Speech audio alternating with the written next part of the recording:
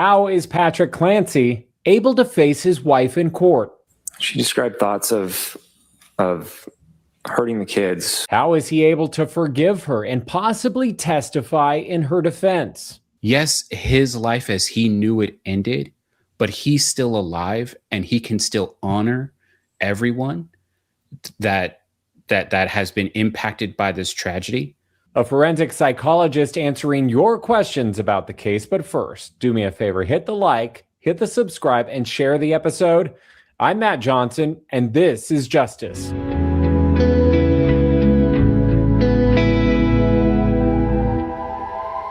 Here to help break it all down, we have John Delatorre, forensic psychologist. Now, when we're talking about the Lindsay Clancy case, I mean, it's just so tragic all the way around, no matter how you look at it. And then you have the aspect of the husband. He is on the witness list. How can he, though, forgive her? I think that's kind of up to him. Every process of accepting someone else has done a negative act towards you or your family, even if it's a loved one, I think all of it requires that you do the work to understand that accepting what they've done and moving forward with your life requires you to understand that your life hasn't ended simply because this traumatic event has occurred. And I hope it's because he's decided that he wants to do therapy and that he to better reflect the lives of the children that were taken from him, moving forward and having a full and healthy life is what they would have wanted.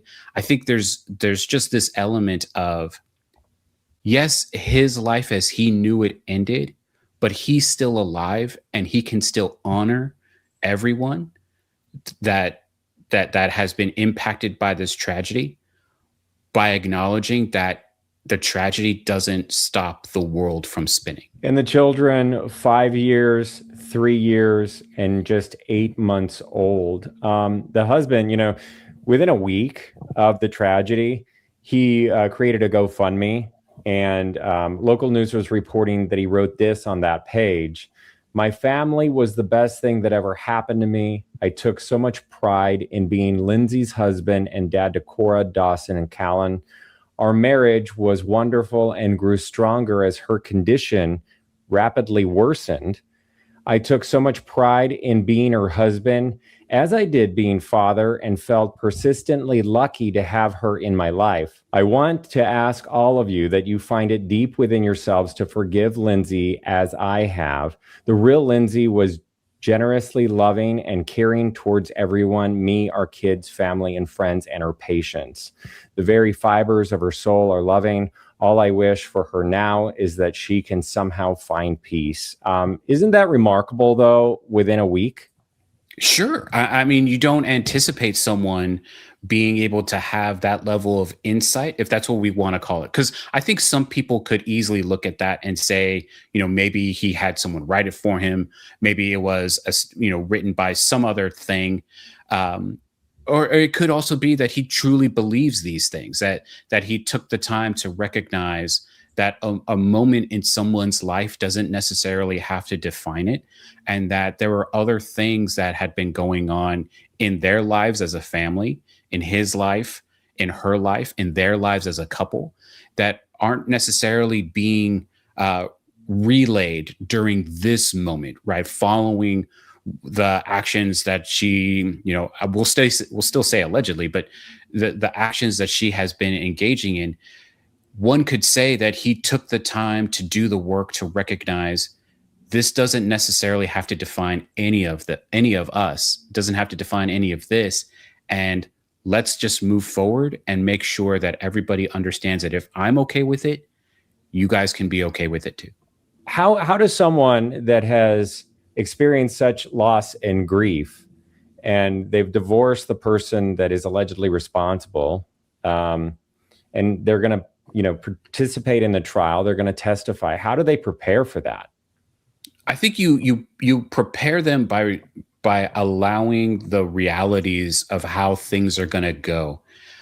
There's probably been times in his life where he's been able to sort of not forget, but certainly ignore some of the more negative and vulnerable feelings that he's had, because his life has significantly changed. Even though there have been new elements added into his life, that doesn't stop that his life previously looked a certain way and it doesn't look like that anymore.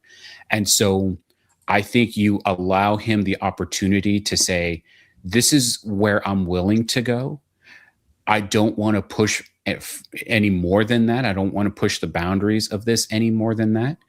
And I think you allow him to take the reins and say, if I want to step out, if I don't want to deal with this, that's okay. And I think as the therapist, you say, for this thing, yes, let's let you take the lead on this, because there's no need to relive this event only to then add more trauma and then more work that we have to deal with. There's no need to have to do that. Is he the state's star witness, or is he going to be the defense's star witness? She described thoughts of hurting the kids, or them having some sort of ailment.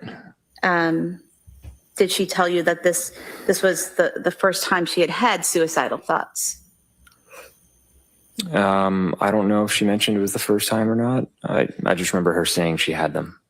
I think there's a little bit more towards the defense in this, right? I think if we look back at that statement that he had written, the statement sort of connotes that the Lindsay Clancy that engaged in this behavior wasn't someone that he knew. It wasn't someone that he had spent a lot of time with. And I think that may go to the defense strategy that's on there. I think he becomes a star witness for the prosecution if Lindsay is making claims that she would never do this, that she would never harm anybody. But the reality was that she was, engaging in domestic and intimate partner violence the entire time. But it doesn't appear as though that's the case. And so I think the defense has some openings here to say that he wasn't in Lindsay's mind, but the behaviors that Lindsay had previously engaged in didn't suggest that she was someone who could engage in this behavior. So they are planning on playing the 911 call, and they could bring that into evidence through 911 dispatcher. They could bring it in through police on the stand talking about their investigation. But they might bring it in when he's on the stand.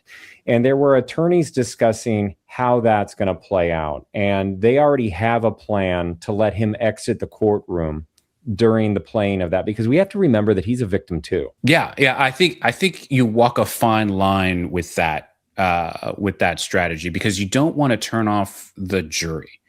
And you also don't want the jury to think that they're being emotionally manipulated. A lot of people think that once a trial starts, especially during that time that a jury is kind of in the deliberation room, that the only thing that matters is law and truth. Those things matter, but those aren't the only things that matter. How a jury feels about a defendant, how a jury feels about a victim, how a jury feels about the story that they're hearing. All of those things also impact how a jury is going to then make a decision. And so you have to be really careful with the elements of emotions, because if a jury feels that they're being manipulated from one way towards another, they may push back on whoever is doing that manipulation. It's always a manipulation, right? It's always a game. There's always trial tactics at play, but you don't want to make it seem like you're purposefully doing that. And by exposing him to traumas that are unnecessary for him to hear, they're not unnecessary for a jury to hear, but they're unnecessary for him to hear, may backfire. And so this may not be the avenue to introduce that particular piece of evidence. How is he able to cope with grief in his life? Because such a big part of the story is the timeline. And what the state alleges is that it was planned, and that she on purpose chose a restaurant that was 45 minutes or so away.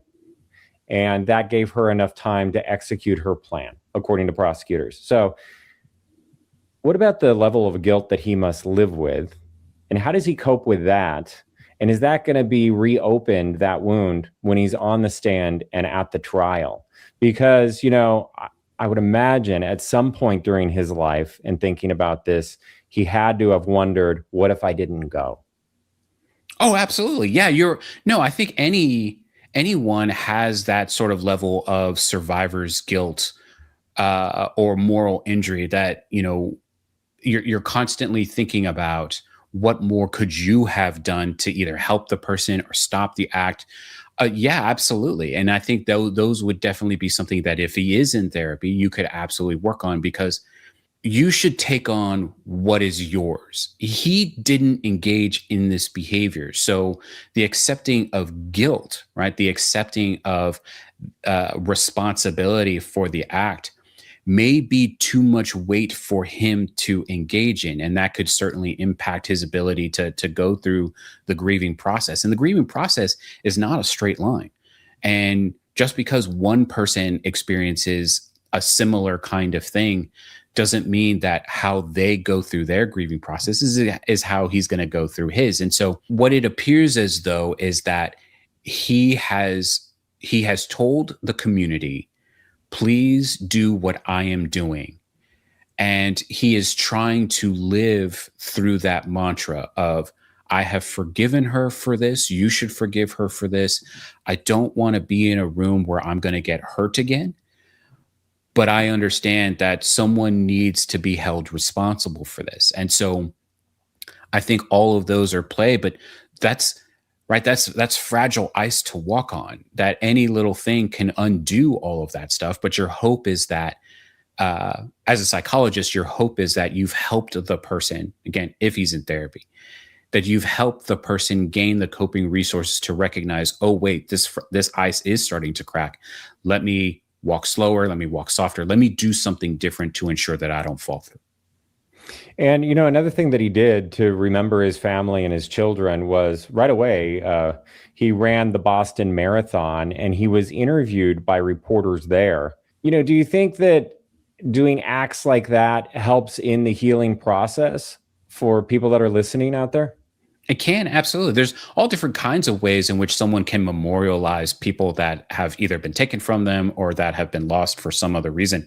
I can see a certain subsect of individuals thinking that this is all too performative. It all seems too much of a show. But we don't really know what's going on inside of his head.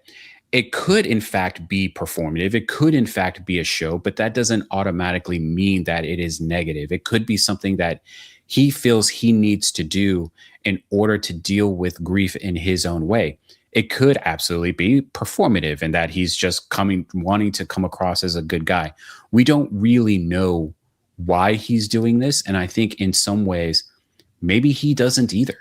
Maybe he's just doing the best that he can with the life that's unfolding in front of him. He has other children, or he's started a family. He has remarried. It kind of seems like within a short time span for a lot of people, because this is only a couple years old in this crime taking place. Yeah, time's a tricky thing. We all expect people to act how we think we would act under those circumstances. And the truth is, we're not in his life. We're not experiencing the circumstances of life the way that he is. And so timing for him could be moving a lot faster than timing for us. Timing for him could be moving a lot slower than it is for us. His life doesn't have to be dictated by a trial. Our lives as audience members, clearly are, dictated by, well, here's the next sort of, true crime show that I can watch. Here's the next, when the start of a new trial is going to, our lives can be, but his doesn't have to be. And so for us to then suggest that our own moral code needs to be placed on him, I think that's asking for too much. Again, could it be a negative thing? It could be, but none of us are there to know the truth about, maybe this is just something that he needs in order to actually live the life that he wants to live. And he's a grown man. He can make his own grown man decisions. And I think we're going to see him on the stand more than once. I think we're going to see him in the Commonwealth's case in chief. And then, of course, we know that the defense, because they're not defending the innocent's guilt, they're defending how it is. Their defense is postpartum psychosis, which we'll talk about in a second. But and then that puts on a rebuttal case by the Commonwealth. To then it can be a battle of the experts, right? They're not going to put on experts to defend what hasn't been testified to yet. So I think that we're going to see him called in the state's case, and I think it'll be brief. And then I think that we'll see him called as a defense witness. What are you expecting in his testimony, and what will you be listening to as an expert? Now that they've selected that postpartum psychosis is going to be sort of the defense strategy, I'm really going to be listening in for what did he see in terms of how she was functioning following each pregnancy. Did she ever exhibit any behavior that made you concerned enough to call a doctor or want to commit her? No. You know, people who have not experienced postpartum depression, clearly I'm not one of them, right? I've never had a child. I'm never going to have a child. So I've never had that experience. But I think as an observer, right, he is the husband of the woman that would have been experiencing these things. So as that observer, I'm going to want to hear, are the questions that he's being asked, are they eliciting what are those symptoms, right? Is it that this is a progression of postpartum depression? Is this, you know, a falsehood, right? Like she's just claiming this thing and it didn't actually exist. I think all of those things, all of those statements get us closer to this.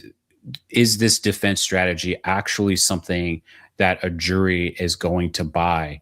And are they willing to accept it in terms of minimizing or mitigating, right? Mitigating her overall responsibility. So, you know, with that, if someone's listening, at what point, before I get your opinion on the defense as a whole, but at what point do you need to get someone, your loved one, help? Or when do you need to intervene? If he's going to testify about what he saw, and, you know, if he's a defense witness, he's going to have to explain, I saw these symptoms. At what point should you actually get help for the person? I think that's a hard, I think a lot of things, there's a lot of events that occur that everyone would say, you know, how does someone not know? Like, how can someone not see? Are there yellow or red flags that should have been raised in someone's mind? At what point do you help someone? I mean, maybe he was trying to help her, or maybe he didn't see. And it isn't until your mind is primed to see the reality of the situation that you were living in, that it's certainly possible that there could have been more happening that he didn't recognize as being a problem. Because again, he's also not someone that's ever going to have a child. He's not someone that's ever going to recognize the emotions and the hormone level changes, the body changes. Like, he's not someone that is going to have firsthand access to that. So it's a really difficult question to ask when he should have done it. But I think that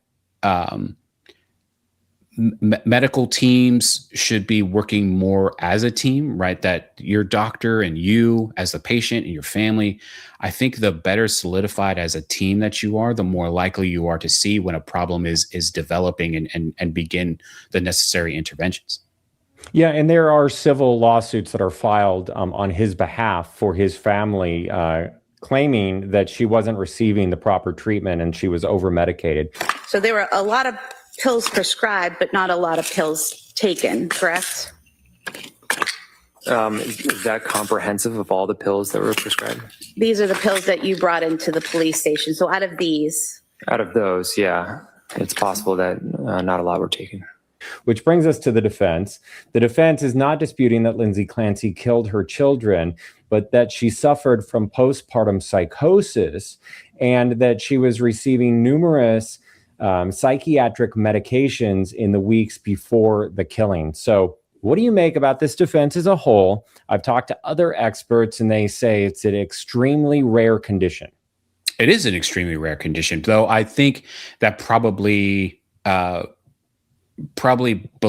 the fact that we may not really know what's going on inside or just women's health overall. I don't know that we've really spent a lot of time actually understanding women and the process of pregnancy. I think we have a good understanding of what happens, but not necessarily how the brain and body change.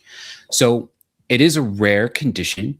Is it something that automatically compels someone to engage in a behavior as severe as this? The answer is no. But is it unheard of? That answer is also no. And I think it's a fine line for a jury to walk to say, yes, this person was experiencing a transient mental health illness. But was that person's psychosis to the point that they are somehow less responsible? I think that's a difficult road to walk. I think, a lot of people think that, if they hear something like temporary insanity or not guilty by reason of insanity or guilty except insane, they think that that somehow the person is going to get off with a punishment that's lighter. That's not necessarily the truth. And it's such a high bar to cross. Could it? Yes. Is this the case that gets you to a point where you understand that every time? No, I don't think that every time someone has postpartum psychosis that they're going to kill their children, but it is certainly an element of psychosis that the psychotic element is telling you that you must do this. But there are other reasons why someone would then engage in the behavior, even though you're being sort of compelled to do it. And did she tell you whether or not she had specific thoughts of how she would harm the kids? No. And she didn't describe that as hearing this external voice telling her to harm the kids, correct? Correct. She told you she was having intrusive thoughts herself of harming the children, correct? Correct. Any other thoughts on this case? I think there's still a lot to learn when it comes to that sort of 45-minute intervention, right? That time in which she's kind of alone with the children. What was it that sort of allowed her to cross that boundary? She hadn't crossed that boundary with two other children previously. So what was it this time? What changed this time? Why was it this time? And is there a clear, rational, and logical reason for her to send her husband away? Or was it sort of a fluke of opportunity that maybe she did just want him to go pick up from that restaurant? Sometimes some cities are pretty big and it takes a little while to get to a restaurant of the food that you want. And so, or was it that she was actually premeditating all of this? There's still so much to learn that I think we'll see it unfold, hopefully, in the trial and give us a better understanding of what happened during that time. And if she is found guilty by reason of some sort of a mental defect, like what we're talking about here, what does treatment look like for her? Is she someone that's going to be, in a treatment facility for a couple of years and then released? Or what does that look like overall in general? Yeah, in general, every jurisdiction is a little bit different, especially with how they name this part of the criminal procedure. Oftentimes, individuals who are guilty except insane, right? Guilty except for whatever reason, that there's some kind of mitigating element of responsibility. They are put in a hospital. They are treated for potentially the duration of what their time would have been in prison, though that's not always the case. And so could she be treated? Sure. The element of the transient nature of a postpartum diagnosis suggests that she could be treated, but even though you are treated for your mental health illness, the ramifications of what you did can be lifelong and may not necessarily be well treated. They could be, but they may not necessarily be. John Delatorre, forensic psychologist. How do we get a hold of you? Yeah, you can find me on the social media accounts, various ones at Dr. John Delatorre. And my website is resolutionfcs.com. And I'll have the link in the show notes below. Thank you so much. Thanks. If you or anyone you know has thoughts of harm, please dial 988. You can remain anonymous and there is help out there. If you would like to learn more about this case, please head to the video section of this YouTube channel. And also when you're there, please hit the like and subscribe. I'll keep you updated on this case and others. In the meantime, take care of yourself and I'll see you next time.